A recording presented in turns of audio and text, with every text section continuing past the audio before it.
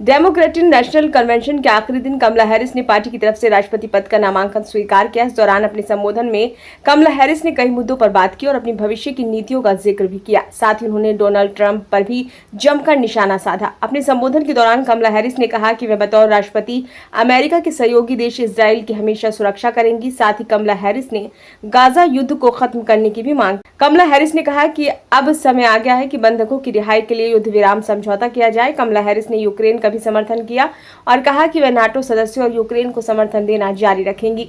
संबोधन के दौरान कमला हैरिस ने अपनी भारतीय मूल की मां श्यामला को याद किया। हैरिस ने कहा कि भारत से बतौर अप्रवासी अमेरिका आने वाली उनकी मां ने कभी भी गुस्सा नहीं किया, चाहे उन्हें कितनी भी परेशानियों का सामना करना पड़ा हो। कमला हैरिस ने कहा कि उन्होंने हमें सिखाया कि कभी भी अन्याय के बारे में शिकायत मत करो, बल्कि उसे खत्म करने के लिए कुछ करो।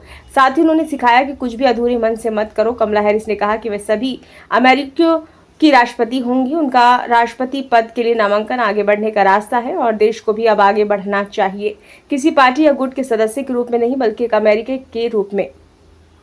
कमला हैरिस ने अपने संबोधन में अपने प्रतिद्वंदी डोनाल्ड ट्रंप पर भी जमकर हमला बोला और देशवासियों को आगाह किया। कमला हैरिस ने कहा कि डोनाल्ड ट्रंप बिल्कुल भी गंभीर व्यक्ति नहीं है। उनके राष्ट्रपति कार्यकाल के दौरान देश में अराजकता का माहौल था, लेकिन पिछले चुनाव के दौरान जो हुआ वे बेहद बुरा था। कमला हैरिस ने आरोप लगाया कि ट्रंप ने लोकतंत्र को नुकसान पहुंचाया और जब उनके कोई भी प्रयास काम नहीं आए तो उन्होंने कैपिटल में सशस्त्र लोगों की भीड़ को भेज दिया।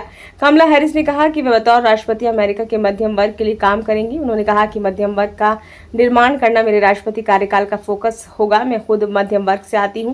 अपने संबोधन में कमला हैरिस ने वादा किया कि उनकी सरकार लोगों को मतदान के अधिकार की रक्षा करेगी।